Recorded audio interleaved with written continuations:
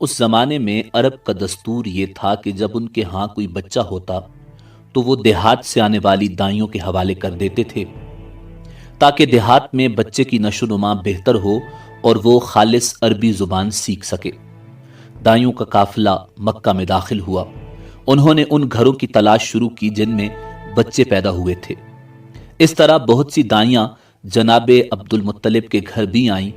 نبی کریم صلی اللہ علیہ وآلہ وسلم کو دیکھا، لیکن جب انہیں معلوم ہوا کہ یہ بچہ تو یتیم پیدا ہوا ہے تو اس خیال سے چھوڑ کر آگے بڑھ گئیں کہ یتیم بچے کے گھرانے سے انہیں کیا ملے گا۔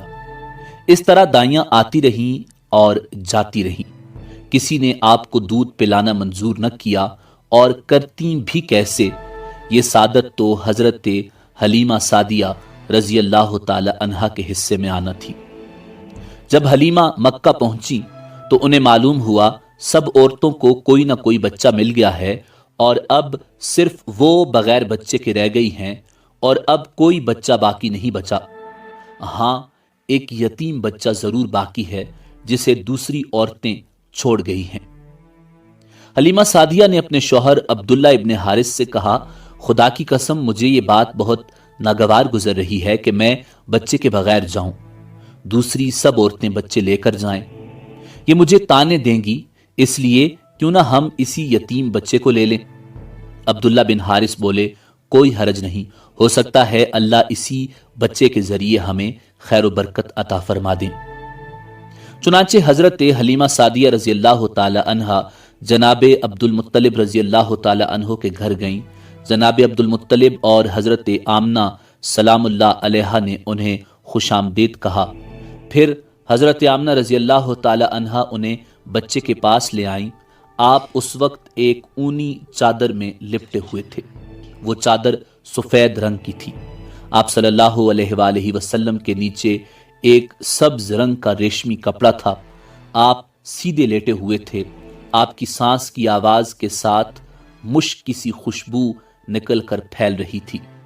حضرت حلیمہ سعدیہ رضی اللہ تعالی عنہا آپ کے حسن و جمال کو دیکھ کر حیرت زدہ رہ گئیں۔ آپ اس وقت سوئے ہوئے تھے۔ انہوں نے جگانا مناسب نہ سمجھا، لیکن جو ہی انہوں نے پیار سے اپنا ہاتھ آپ کے سینے پر رکھا، آپ مسکرا دیے اور آنکھیں کھول کر ان کی طرف دیکھنے لگے۔ حضرت حلیمہ سعدیہ رضی اللہ تعالی عنہا فرماتی ہیں، میں نے دیکھا آپ کی آنکھوں سے ایک نور نکلا جو آسمان تک پہنچ گیا۔ میں نے آپ کو گود میں اٹھا کر آپ کی دونوں آنکھوں کے درمیانی جگہ پر پیار کیا۔ پھر میں نے آپ کی والدہ اور حضرت عبد المطلب سے اجازت چاہی، بچے کے لیے قافلے میں آئی۔ میں نے آپ کو دودھ پلانے کے لیے گود میں لٹایا تو آپ دائیں طرف سے دودھ پینے لگے۔ پہلے میں نے بائیں طرف سے دودھ پلانا چاہا، لیکن آپ نے اس طرف سے دودھ نہ پیا۔ دائیں طرف سے آپ فوراً دودھ پینے لگے۔ بعد میں بھی آپ کی یہی عادت رہی، آپ صرف دائیں طرف سے دودھ پیتے رہے، بائیں طرف سے میرا بچہ دودھ پیتا رہا۔ پھر قافلہ روانہ ہوا۔ حلیمہ سعدیہ رضی اللہ تعالی عنہا فرماتی ہیں، میں اپنے خچر پر سوار ہوئی، آپ کو ساتھ لے لیا۔ اب جو ہمارا خچر چلا تو اس قدر تیز چلا کہ اس نے پورے قافلے کی سواریوں کو پیچھے چھوڑ دیا۔ پہلے وہ مریل ہونے کی بنا پر سب سے پیچھے رہتا تھا۔ میری خواتین ساتھی حیرانگی سے مخاطب ہوئیں، اے حلیمہ یہ آج کیا ہو رہا ہے؟ تمہارا خچر اس قدر تیز کیسے چل رہا ہے؟ کیا یہ وہی خچر ہے جس پر تم آئی تھی اور جس کے لیے ایک ایک قدم اٹھانا مشکل تھا؟ جواب میں نے ان سے کہا، بے شک یہ وہی خچر ہے، اللہ کی قسم اس کا معاملہ عجیب ہے۔ پھر یہ لوگ بنو سعد کی بستی پہنچ گئے۔ ان دنوں یہ علاقہ خشک اور قحط زدہ تھا۔ حلیمہ سعدیہ رضی اللہ تعالی عنہا فرماتی ہیں، اس شام جب ہماری بکریاں چر کر واپس آئیں تو ان کے تھن دودھ سے بھرے تھے، جبکہ اس سے پہلے ایسا نہیں تھا۔ ان میں سے دودھ بہت کم اور بہت مشکل سے نکلتا تھا۔ ہم نے اس دن اپنی بکریوں کا دودھ دوہا تو ہمارے سارے برتن بھر گئے، اور ہم نے جان لیا کہ یہ ساری برکت اس بچے کی وجہ سے ہے۔ آس پاس کی عورتوں میں بھی یہ بات پھیل گئی۔ ان کی بکریاں بدستور بہت کم دودھ دے رہی تھیں۔ غرض ہمارے گھر میں ہر طرف ہر چیز میں برکت نظر آنے لگی۔ دوسرے لوگ تعجب میں رہے۔ اس طرح 2 ماہ گزر گئے۔ 2 ماہ ہی میں आप चलने फिरने लगे। आप 8 माह के हुए तो बातें करने लगे और आप सल्लल्लाहु अलैहि वसल्लम की बातें समझ में आती थी। 9 माह की उम्र में तो आप सल्लल्लाहु अलैहि वसल्लम बहुत साफ गुफ्तगू करने लगे। उस दौरान आपकी बहुत सी बरक़ात देखने में आई। हलीमा सादिया रजी अल्लाह ताला अन्हा फरमाती हैं, जब मैं आपको अपने घर ले आई तो बनु साद का कोई घराना ऐसा न था जिससे मुश्क की खुशबू न आती हो। इस तरह सब लोग आपसे मोहब्बत करने लगे। जब हमने आपका दूध छुड़ाया तो आपकी जुबान मुबारक से ये अल्फाज निकले, अल्लाहु अकबर कबीरा वल्हम्दुलिल्लाहि कसीरा व सुब्हानल्लाहि बुकरतन व असीला, यानी अल्लाह ताला बहुत बड़ा है, अल्लाह ताला के लिए बेहद तारीफ है और उसके लिए सुबह शाम पाकी है। फिर जब आप सल्लल्लाहु अलैहि वसल्लम 2 साल के हो गए तो हम आपको लेकर आपकी वालदा के पास आए। उस उम्र को पहुंचने के बाद बच्चों को माँ बाप के हवाले कर दिया जाता था। उधर हम आपकी बरक़ात देख चुके थे और हमारी आरजू थी कि अभी आप कुछ और मुद्दत हमारे पास रहें। चुनाचे हमने इस बारे में आप सल्लल्लाहु अलैहि वसल्लम की वालदा से बात की।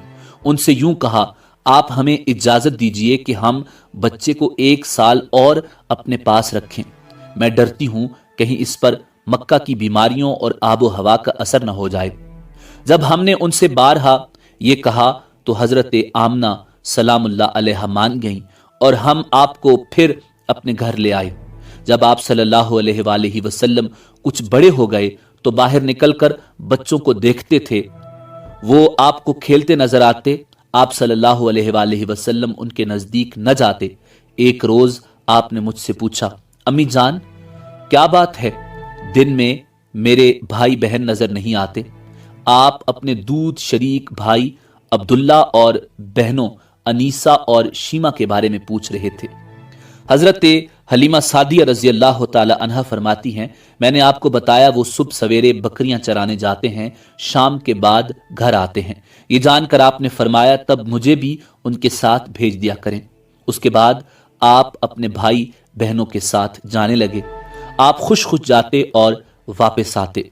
ऐसे में एक दिन मेरे बच्चे खौफजदा अंदाज में दौड़ते हुए आए और घबराकर बोले, अम्मी जान जल्दी चलिए वरना भाई मोहम्मद सल्लल्लाहु अलैहि वसल्लम खत्म हो जाएंगे। ये सुनकर हमारे तो होश उड़ गए। दौड़कर वहां पहुंचे।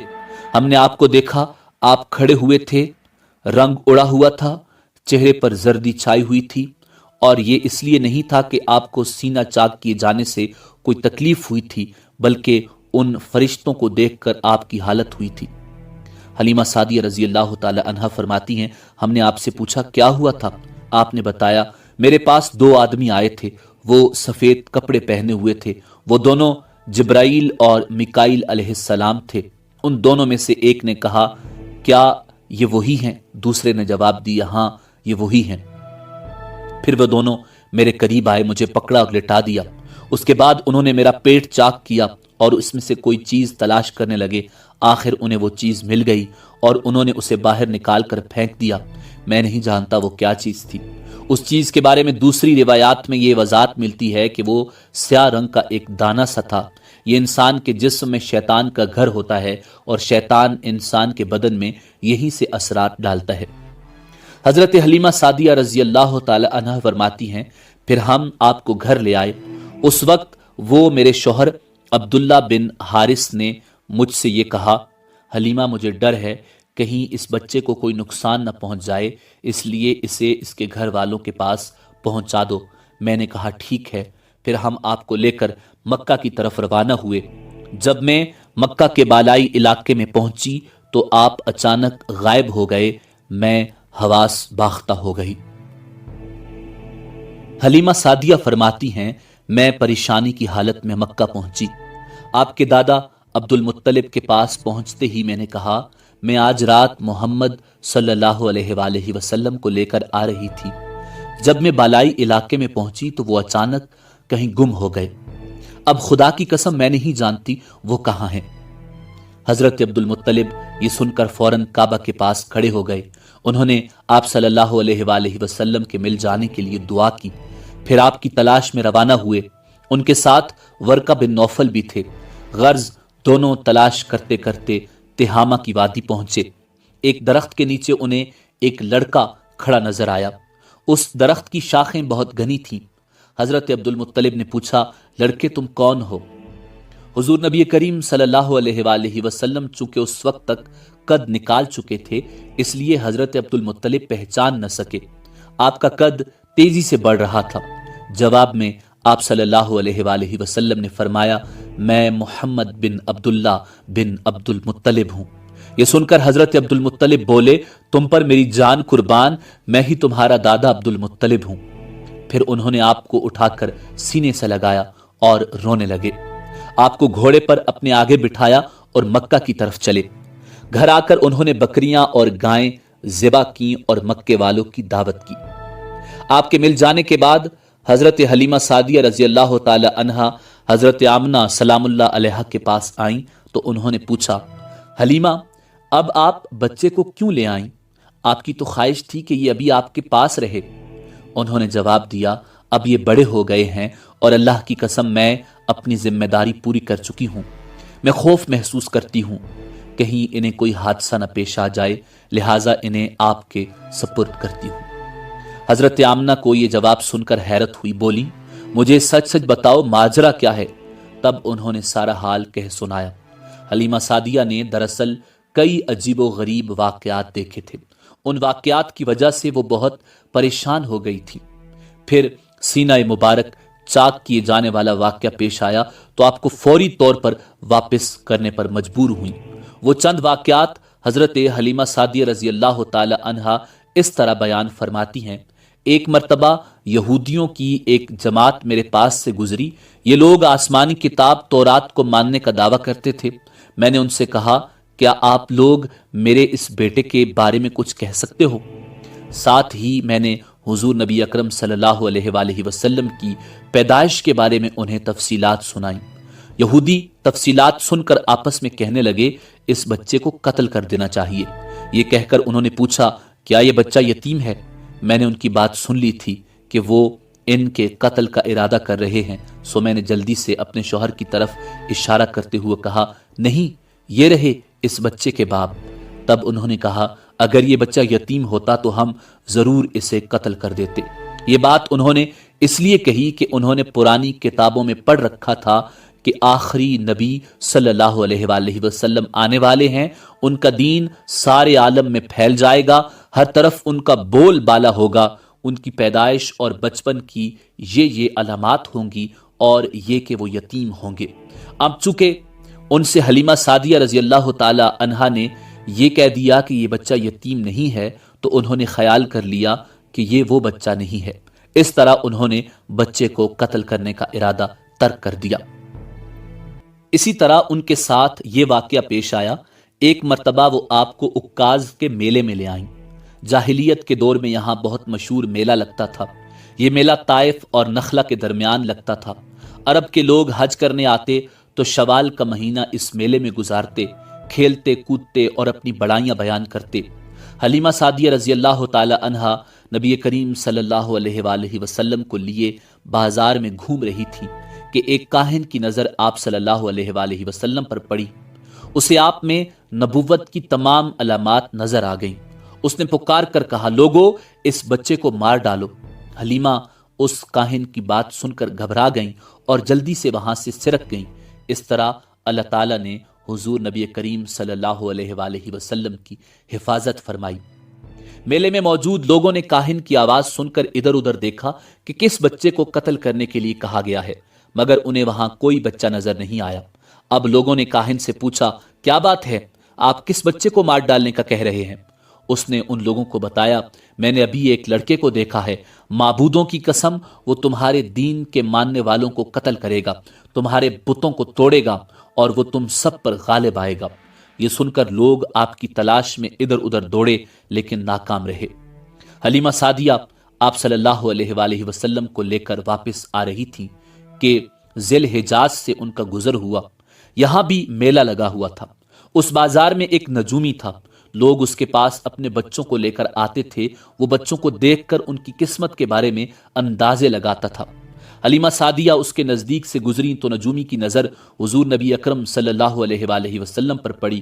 نجومی کو آپ صلی اللہ علیہ وآلہ وسلم کی مہر نبوت نظر آ گئی، ساتھ ہی آپ صلی اللہ علیہ وآلہ وسلم کی آنکھوں کی خاص سرخی اس نے دیکھ لی۔ وہ چلا اٹھا، اے عرب کے لوگو، اس لڑکے کو قتل کر دو، یہ یقیناً تمہارے دین کے ماننے والوں کو قتل کرے گا، تمہارے بتوں کو توڑے گا اور تم پر غالب آئے گا۔ یہ کہتے ہوئے وہ آپ کی طرف جھپٹا، لیکن اسی وقت وہ پاگل ہو گیا اور اسی پاگل پن میں مر گیا۔ ایک اور واقعہ سیرت ابن حشام میں ہے کہ حبشہ کے عیسائیوں کی ایک جماعت حضور نبی کریم صلی اللہ علیہ وآلہ وسلم کے پاس سے گزری۔ اس وقت آپ صلی اللہ علیہ وآلہ وسلم حضرت حلیمہ سعدیہ کے ساتھ تھے اور وہ آپ کو آپ کی والدہ کے حوالے کرنے جا رہی تھیں۔ ان عیسائیوں نے آپ صلی اللہ علیہ وآلہ وسلم کے کاندھوں کے درمیان مہر نبوت کو دیکھا اور آپ صلی اللہ علیہ وآلہ وسلم کی آنکھوں کی سرخی کو بھی دیکھا۔ انہوں نے حلیمہ سعدیہ سے پوچھا، کیا اس بچے کی آنکھوں میں کوئی تکلیف ہے؟ انہوں نے جواب دیا، نہیں، کوئی تکلیف نہیں، یہ سرخی تو ان کی آنکھوں میں قدرتی ہے۔ ان عیسائیوں نے کہا، تب اس بچے کو ہمارے حوالے کر دو، ہم اسے اپنے ملک لے جائیں گے، یہ بچہ پیغمبر اور بڑی شان والا ہے، ہم اس کے بارے میں سب کچھ جانتے ہیں۔ حلیمہ سعدیہ یہ سنتے ہی وہاں سے جلدی سے دور چلی گئی، یہاں تک کہ آپ صلی اللہ علیہ وآلہ وسلم کو آپ کی والدہ حضرت آمنہ سلام اللہ علیہا کے پاس پہنچا دیا۔ ان واقعات کے بعد حضرت حلیمہ سعدیہ اور ان کے شوہر نے فیصلہ کیا کہ اب بچے محمد صلی اللہ علیہ وآلہ وسلم کو اپنے پاس نہیں رکھنا چاہیے۔ جب حضرت حلیمہ سعدیہ نے آپ صلی اللہ علیہ وآلہ وسلم کو حضرت آمنہ کے حوالے کیا، اس وقت آپ کی عمر مبارک 4 سال تھی۔ ایک روایت یہ ملتی ہے کہ اس وقت عمر 5 سال تھی، ایک تیسری روایت کے مطابق عمر مبارک 6 سال ہو چکی تھی۔ جب حلیمہ سعدیہ نے آپ صلی اللہ علیہ وآلہ وسلم کو حضرت آمنہ سلام اللہ علیہا کے حوالے کیا تو اس کے کچھ دنوں بعد حضرت آمنہ سلام اللہ علیہا انتقال فرما گئیں۔ والدہ کا سایہ بھی سر سے اٹھ گیا۔ حضرت آمنہ کی وفات مکہ اور مدینہ کے درمیان ابوا کے مقام پر ہوئی، آپ کو یہیں دفن کیا گیا۔ ہوا یہ کہ آپ صلی اللہ علیہ وآلہ وسلم کی والدہ آپ کو لے کر اپنے میکے مدینہ منورہ گئیں۔ آپ صلی اللہ علیہ وآلہ وسلم کے ساتھ ام ایمن بھی تھی۔ ام ایمن کہتی ہیں، ایک دن مدینہ کے 2 یہودی میرے پاس آئے اور بولے، ذرا محمد کو ہمارے سامنے لاؤ، ہم انہیں دیکھنا چاہتے ہیں۔ وہ آپ صلی اللہ علیہ وآلہ وسلم کو ان کے سامنے لے آئیں۔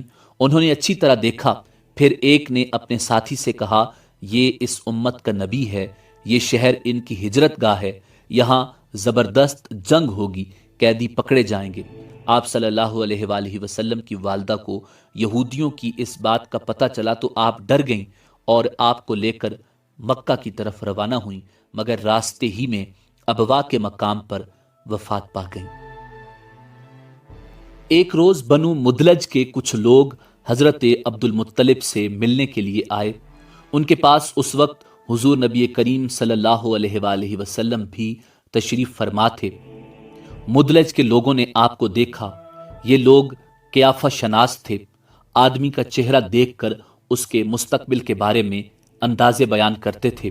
انہوں نے حضرت عبد المطلب سے کہا، اس بچے کی حفاظت کریں، اس لیے کہ مقام ابراہیم پر جو حضرت ابراہیم علیہ السلام کے قدم کا نشان ہے، اس بچے کے پاؤں کا نشان بالکل اس نشان سے ملتا جلتا ہے۔ اس قدر مشابہت ہم نے کسی اور کے پاؤں کے نشان میں نہیں دیکھی۔ ہمارا خیال ہے یہ بچہ نرالی شان کا مالک ہوگا، اس لیے اس کی حفاظت کریں۔ مقام ابراہیم خانہ کعبہ میں وہ پتھر ہے جس پر حضرت ابراہیم علیہ السلام کعبہ کی تعمیر کے وقت کھڑے ہوئے تھے۔ معجزے کے طور پر اس پتھر پر ابراہیم علیہ السلام کے پیروں کے نشان پڑ گئے تھے۔ لوگ اس پتھر کی زیارت کرتے ہیں، یہی مقام ابراہیم ہے۔ چونکہ آپ حضرت ابراہیم علیہ السلام کی نسل سے ہیں، اس لیے ان کے پاؤں کی مشابہت آپ میں ہونا قدرتی بات تھی۔ ایک روز حضرت عبد المطلب خانہ کعبہ میں حجر اسود کے پاس بیٹھے ہوئے تھے۔ ایسے میں ان کے پاس نجران کے عیسائی آ گئے۔ ان میں ایک پادری بھی تھا۔ اس پادری نے حضرت عبد المطلب سے کہا، ہماری کتابوں میں ایک ایسے نبی کی علامات ہیں جو اسماعیل کی اولاد میں ہونا باقی ہے، یہ شہر اس کی جائے پیدائش ہے، اس کی یہ نشانیاں ہوں گی۔ ابھی یہ بات ہو رہی تھی کہ کوئی شخص آپ صلی اللہ علیہ وآلہ وسلم کو لے کر وہاں پہنچا۔ پادری کی نظر جوں ہی آپ پر پڑی وہ چونک اٹھا، آپ کی آنکھوں، کمر اور پیروں کو دیکھ کر وہ چلا اٹھا، وہ نبی یہی ہیں، یہ تمہارے کیا لگتے ہیں؟ حضرت عبد المطلب بولے، یہ میرے بیٹے ہیں۔ اس پر وہ پادری بولا، او تب یہ وہ نہیں، اس لیے کہ ہماری کتابوں میں لکھا ہے کہ اس کے والد کا انتقال اس کی پیدائش سے پہلے ہو جائے گا۔ یہ سن کر حضرت عبد المطلب بولے، یہ دراصل میرا پوتا ہے، اس کے باپ کا انتقال اس وقت ہو گیا تھا جب یہ پیدا بھی نہیں ہوا تھا۔ اس پر پادری بولا، ہاں یہ بات ہوئی نا، آپ اس کی پوری طرح حفاظت کریں۔ حضرت عبد المطلب کی آپ سے محبت کا یہ عالم تھا کہ کھانا کھانے بیٹھتے تو کہتے، میرے بیٹے کو لے آؤ۔ آپ تشریف لاتے تو حضرت عبد المطلب آپ کو اپنے پاس بٹھاتے، آپ کو اپنے ساتھ کھلاتے۔ بہت زیادہ عمر والے ایک صحابی حیدر بن معاویہ رضی اللہ تعالی عنہ کہتے ہیں، میں ایک مرتبہ اسلام سے پہلے جاہلیت کے زمانے میں حج کے لیے مکہ معظمہ پہنچا، وہاں بیت اللہ کا طواف کر رہا تھا۔ میں نے ایک ایسے شخص کو دیکھا جو بہت بوڑھا اور بہت لمبے قد کا تھا، وہ بیت اللہ کا طواف کر رہا تھا اور کہہ رہا تھا، اے میرے پروردگار، میری سواری کو محمد کی طرف پھیر دے اور اسے میرا دست و بازو بنا۔ میں نے اس بوڑھے کو جب یہ شعر پڑھتے سنا تو لوگوں سے پوچھا، یہ کون ہے؟ لوگوں نے بتایا، یہ عبد المطلب بن ہاشم ہیں۔ انہوں نے اپنے پوتے کو اپنے ایک اونٹ کی تلاش میں بھیجا ہے، وہ اونٹ گم ہو گیا ہے، اور وہ پوتا ایسا ہے جب بھی کسی گمشدہ چیز کی تلاش میں اسے بھیجا جاتا ہے تو وہ چیز لے کر ہی آتا ہے۔ پوتے سے پہلے یہ اپنے بیٹوں کو اس اونٹ کی تلاش میں بھیج چکے ہیں، لیکن وہ ناکام لوٹے ہیں۔ اب چونکہ پوتے کو گئے ہوئے دیر ہو گئی ہے، اس لیے پریشان ہیں اور دعا مانگ رہے ہیں۔ تھوڑی ہی دیر گزری تھی کہ میں نے دیکھا کہ آپ صلی اللہ علیہ وآلہ وسلم اونٹ کو لیے تشریف لا رہے ہیں۔ حضرت عبد المطلب نے آپ کو دیکھ کر کہا، میرے بیٹے، میں تمہارے لیے اس قدر فکر مند ہو گیا تھا کہ شاید اس کا اثر کبھی میرے دل سے نہ جائے۔ حضرت عبد المطلب کی بیوی کا نام رقیہ بنت ابو سیفی تھا۔ وہ کہتی ہیں، قریش کئی سال سے سخت قحط سالی کا شکار تھے، بارشیں بالکل بند تھیں، سب لوگ پریشان تھے۔ اسی زمانے میں نے ایک خواب دیکھا، کوئی شخص خواب میں کہہ رہا تھا، اے قریش کے لوگوں، تم میں ایک نبی ظاہر ہونے والا ہے، اس کے ظہور کا وقت آ گیا ہے، اس کے ذریعے تمہیں زندگی ملے گی، یعنی خوب بارشیں ہوں گی، سرسبزی اور شادابی ہوگی۔ تم اپنے لوگوں میں سے ایک ایسا شخص تلاش کرو جو لمبے قد کا ہو، گورے رنگ کا ہو، اس کی پلکیں گھنی ہوں، بھوئیں اور ابرو ملے ہوئے ہوں۔ وہ شخص اپنی تمام اولاد کے ساتھ نکلے اور تم میں سے ہر خاندان کا ایک آدمی نکلے، سب پاک صاف ہوں اور خوشبو لگائیں۔ وہ حجر اسود کو بوسہ دیں، پھر سب جبل ابو قیس پر چڑھ جائیں، پھر وہ شخص جس کا حلیہ بتایا گیا ہے آگے بڑھے اور بارش کی دعا مانگے، اور تم سب آمین کہو تو بارش ہو جائے گی۔ صبح ہوئی تو رقیہ نے اپنا یہ خواب قریش سے بیان کیا۔ انہوں نے ان نشانیوں کو تلاش کیا تو سب کی سب نشانیاں انہیں عبد المطلب میں مل گئیں۔ سب ان کے پاس جمع ہوئے، ہر خاندان سے ایک ایک آدمی آیا، ان سب نے شرائط پوری کی۔ اس کے بعد سب ابو قیس پہاڑ پر چڑھ گئے۔ ان میں نبی کریم صلی اللہ علیہ وآلہ وسلم تھے، آپ اس وقت 9 مرد تھے۔ پھر حضرت عبد المطلب آگے بڑھے اور انہوں نے یوں دعا کی، اے اللہ، یہ سب تیرے غلام ہیں، تیرے غلاموں کی اولاد ہیں، تیری باندیاں ہیں اور تیری باندیوں کی اولاد ہیں۔ ہم پر جو برا وقت آ پڑا ہے تو دیکھ رہا ہے، ہم مسلسل قحط سالی کا شکار ہیں۔ اب اونٹ، گائیں، گھوڑے، خچر اور گدھے سب کچھ ختم ہو چکے ہیں اور جانوروں پر بن آئی ہے، اس لیے ہماری یہ خشک سالی ختم فرما دے، ہمیں زندگی اور سرسبزی اور شادابی عطا فرما۔ ابھی یہ دعا مانگ ہی رہے تھے کہ بارش شروع ہو گئی، وادیاں پانی سے بھر گئیں، لیکن اس بارش میں ایک عجیب بات ہوئی، اور وہ عجیب بات یہ تھی کہ قریش کو یہ سیرابی ضرور حاصل ہوئی، مگر یہ بارش قبیلہ قیس اور قبیلہ مضر کے قریبی بستیوں میں بالکل نہ ہوئی۔ اب لوگ بہت حیران ہو گئے، یہ کیا بات ہوئی؟ ایک قبیلے پر بارش اور آس پاس کے سب قبیلے بارش سے محروم۔ تمام قبیلوں کے سردار جمع ہوئے، اس سلسلے میں بات چیت شروع ہوئی۔ ایک سردار نے کہا، ہم زبردست قحط اور خشک سالی کا شکار ہیں، جبکہ قریش کو اللہ تعالیٰ نے بارش عطا کی ہے اور یہ عبد المطلب کی وجہ سے ہوا ہے، اس لیے ہم سب ان کے پاس چلتے ہیں، اگر وہ ہمارے لیے دعا کر دیں تو شاید اللہ ہمیں بھی بارش دے دے۔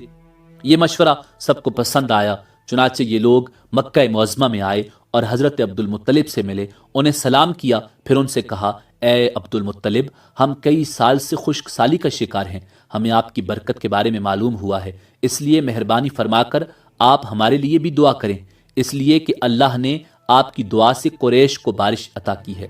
ان کی بات سن کر حضرت عبد المطلب نے کہا، اچھی بات ہے، میں کل میدان عرفات میں آپ لوگوں کے لیے بھی دعا کروں گا۔ دوسرے دن صبح سویرے حضرت عبد المطلب میدان عرفات کی طرف روانہ ہوئے، ان کے ساتھ دوسرے لوگوں کے علاوہ ان کے بیٹے اور اللہ کے رسول صلی اللہ علیہ وآلہ وسلم بھی تھے۔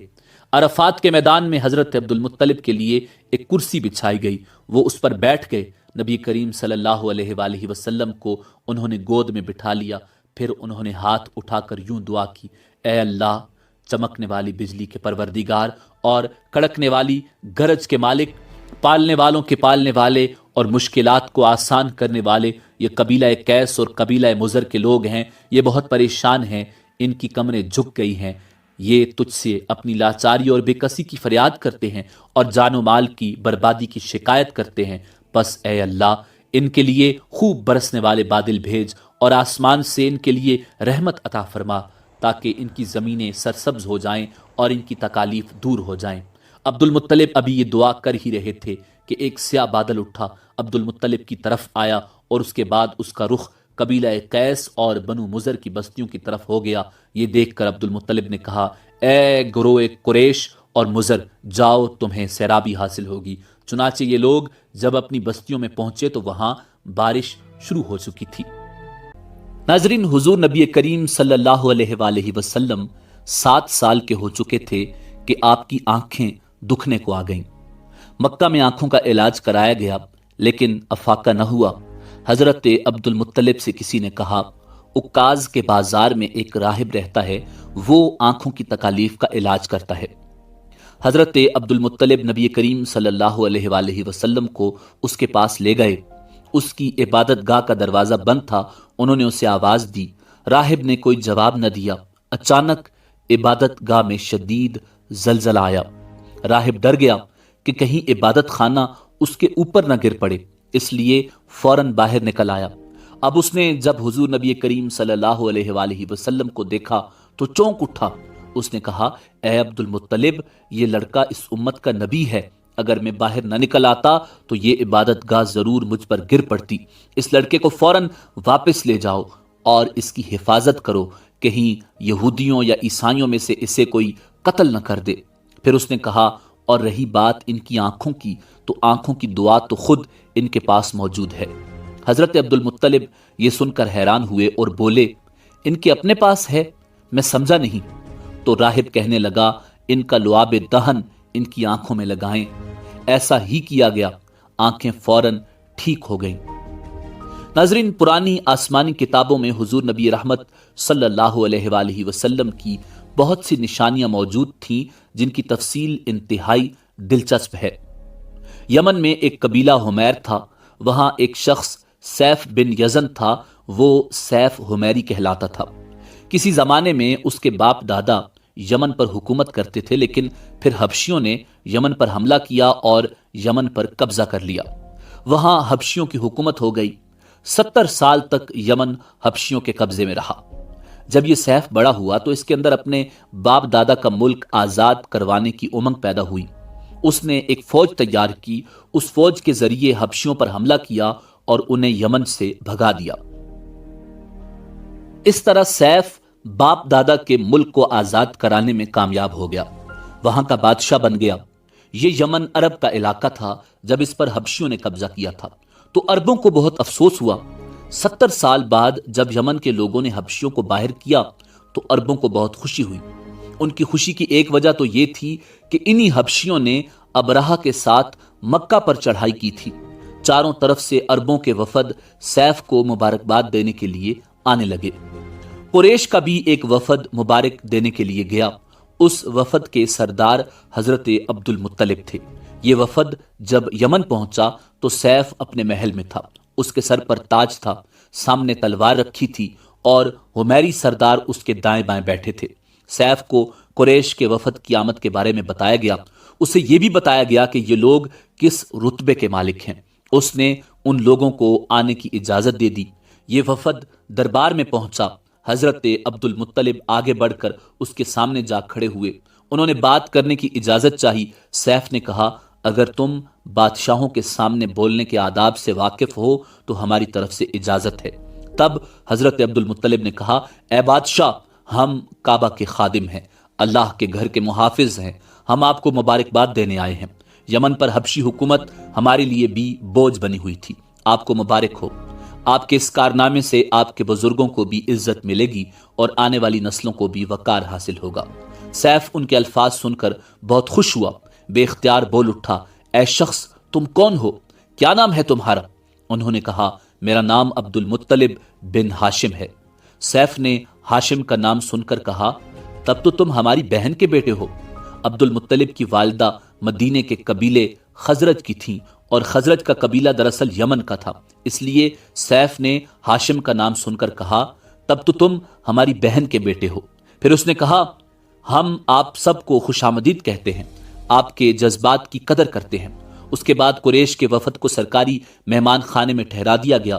उनकी खूब खातर मदारत की गई, यहां तक कि एक माह गुजर गया। एक माह की मेहमान नवाजी के बाद सैफ ने उन्हें बुलाया।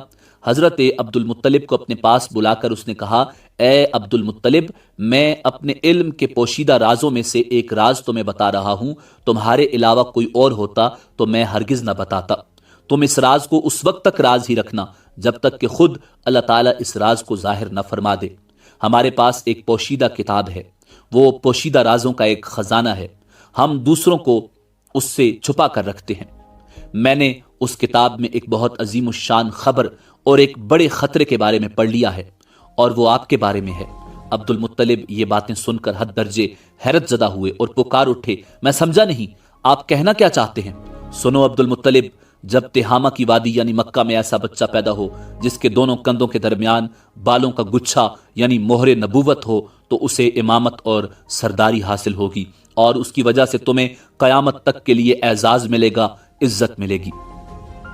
हजरत अब्दुल मुत्तलिब ने यह सुनकर कहा, ए बादशाह, अल्लाह करे आपको भी ऐसी खुशबख्ती मुयस्सर आए। आपकी हैबत मुझे रोक रही है, वरना मैं आपसे पूछता कि उस बच्चे का जमाना कब होगा। बादशाह ने जवाब दिया, यही उसका जमाना है, वो इसी जमाने में पैदा होगा या पैदा हो चुका है। उसका नाम मुहम्मद सल्लल्लाहु अलैहि वसल्लम होगा। उसकी वालिदा का इंतकाल हो जाएगा, उसके दादा और चचा उसकी परवरिश करेंगे। हम भी उसके आरजूमंद रहे कि वो बच्चा हमारे यहाँ पैदा हो। अल्लाह ताला उसे खुलेआम जाहिर फरमाएगा और उसके लिए हम में से यानी मदीने के कबीले खिजरज में उस नबी के मददगार बनाएगा। हम में से उसने इसलिए कहा कि खिजरज असल में यमन के लोग थे। उनके जरिए उस नबी के खानदान और कबीले वालों को इज्जत हासिल होगी और उनके जरिए उसके दुश्मनों को जिल्लत मिलेगी और उनके जरिए वो तमाम लोगों से मुकाबला करेगा और उनके जरिए जमीन के अहम इलाके फतह हो जाएंगे। वो नबी रहमान की इबादत करेगा, शैतान को धमकाएगा, आतिशकदों को ठंडा करेगा यानी आग के पुजारियों को मिटाएगा, बुतों को तोड़ डालेगा। उसकी हर बात आखिरी फरमान होगी, उसके अहकामात इंसाफ वाले होंगे। वो नेक कामों का हुक्म देगा, खुद भी उन पर अमल करेगा, बुराइयों से रोकेगा, उनको मिटा डालेगा। हजरत अब्दुल मुत्तलिब ने सैफ बिन यजन को दुआ दी, फिर कहा, कुछ और तफसील बयान करें। बात ढकी छुपी है और अलामतें पोशीदा हैं, मगर ए अब्दुल मुत्तलिब, इसमें शुबा नहीं कि तुम उसके दादा हो। हजरत अब्दुल मुत्तलिब ये सुनकर फौरन सजदे में गिर गए और फिर सैफ ने उनसे कहा, अपना सर उठाओ ए अब्दुल मुत्तलिब, अपनी पेशानी ऊंची करो और मुझे बताओ जो कुछ मैंने तुमसे कहा, क्या तुमने इनमें से कोई अलामत अपने हाथ देखी है? इस पर हजरत अब्दुल मुत्तलिब ने कहा, हाँ, मेरा एक बेटा था, मैं उसे बहुत चाहता था। मैंने एक शरीफ और मुअज़्ज़िज़ लड़की आमना बिनते वहब अब्दी मन्नाफ से उसकी शादी कर दी। वो मेरी कौम के इंतहाई बाइज्जत खानदान से थी। उससे मेरे बेटे के हां एक लड़का पैदा हुआ, मैंने उसका नाम मोहम्मद रखा। उस बच्चे का बाप और मां दोनों फोत हो चुके हैं। अब मैं उसका चचा अबू तालिब उसकी देखभाल करते हैं। अब सैफ ने उनसे कहा, میں نے تمہیں جو کچھ بتایا وہ واقعہ اسی طرح ہے۔ اب تم اپنے پوتے کی حفاظت کرو، اسے یہودیوں سے بچائے رکھو، اس لیے کہ وہ اس کے دشمن ہیں۔ یہ اور بات ہے کہ اللہ تعالیٰ ہرگز ان لوگوں کو ان پر قابو نہیں پانے دے گا، اور میں نے جو کچھ آپ کو بتایا ہے اس کا اپنے قبیلے والوں سے ذکر نہ کرنا۔ مجھے ڈر ہے کہ ان باتوں کی وجہ سے ان لوگوں میں حسد اور جلن نہ پیدا ہو جائے۔ یہ لوگ سوچ سکتے ہیں یہ عزت اور بلندی آخر انہیں کیوں ملنے والی ہے۔ یہ لوگ ان کے راستے میں رکاوٹیں کھڑی کریں گے۔ اگر یہ لوگ اس وقت تک زندہ نہ رہے تو ان کی اولادیں یہ کام کریں گی۔ اگر مجھے یہ معلوم نہ ہوتا کہ اس نبی کے ظہور سے پہلے ہی مجھے موت آ لے گی تو میں اپنے اونٹوں اور قافلے کے ساتھ روانہ ہوتا اور ان کی سلطنت کے مرکز یثرب پہنچتا، کیونکہ میں اس کتاب میں یہ بات پاتا ہوں کہ شہر یثرب ان کی سلطنت کا مرکز ہوگا، ان کی طاقت کا سرچشمہ ہوگا، ان کی مدد اور نصرت کا ٹھکانہ ہوگا، اور ان کی وفات کی جگہ ہوگی، اور انہیں دفن بھی یہیں کیا جائے گا۔ اور ہماری کتاب پچھلے علوم سے بھری پڑی ہے۔ مجھے پتا ہے اگر میں اسی وقت ان کی عظمت کا اعلان کروں تو خود ان کے لیے اور میرے لیے خطرات پیدا ہو جائیں گے۔ یہ ڈر نہ ہوتا تو میں اسی وقت ان کے بارے میں یہ تمام باتیں سب کو بتا دیتا، عربوں کے سامنے ان کی سربلندی اور اونچے رتبے کی داستانیں سنا دیتا، لیکن میں نے یہ راز تمہیں بتایا ہے، تمہارے ساتھیوں میں بھی کسی کو نہیں بتایا۔ اس کے بعد اس نے حضرت عبد المطلب کے ساتھیوں کو بلایا، ان میں سے ہر ایک کو 10 حبشی غلام، 10 حبشی باندیاں اور دھاری دار یمنی چادریں، بڑی مقدار میں سونا چاندی، 100 اونٹ اور عنبر کے بھرے ڈبے دیے۔ پھر حضرت عبد المطلب کو اس سے 10 گنا زیادہ دیا اور بولا، سال گزرنے پر میرے پاس ان کی خبر لے کر آنا اور ان کے حالات مجھے بتانا۔ سال گزرنے سے پہلے ہی اس بادشاہ کا انتقال ہو گیا۔ حضور نبی کریم صلی اللہ علیہ وآلہ وسلم کے جلیل القدر دادا جان حضرت عبد المطلب اکثر اس بادشاہ کا ذکر کیا کرتے تھے۔ حضور نبی کریم صلی اللہ علیہ وآلہ وسلم کی عمر تقریباً 8 سال ہوئی تو حضرت عبد المطلب انتقال فرما گئے۔ اس طرح ایک عظیم سرپرست کا ساتھ چھوٹ گیا۔ اس وقت حضرت عبد المطلب کی عمر مبارک 95 برس تھی۔ تاریخ کی بعض کتابوں میں ان کی عمر اس سے بھی زیادہ لکھی ہوئی ہے۔ جس وقت حضرت عبد المطلب کا انتقال ہوا، حضور نبی کریم ان کی چارپائی کے پاس موجود تھے۔ آپ صلی اللہ علیہ وآلہ وسلم زار و قطار رونے لگے۔ حضرت عبد المطلب کو عجون کے مقام پر ان کے دادا قصی کے پاس دفن کیا گیا۔ مرنے سے پہلے انہوں نے نبی کریم صلی اللہ علیہ وآلہ وسلم کو اپنے بیٹے حضرت ابو طالب کے سپرد کیا۔ اب ابو طالب آپ کے نگران ہوئے، انہیں بھی آپ سے بے تحاشا محبت ہو گئی۔ ان کے بھائی عباس اور زبیر بھی آپ کا بہت خیال رکھتے تھے۔ پھر زبیر بھی انتقال کر گئے تو آپ کی نگرانی آپ کے چچا حضرت ابو طالب ہی کرتے رہے۔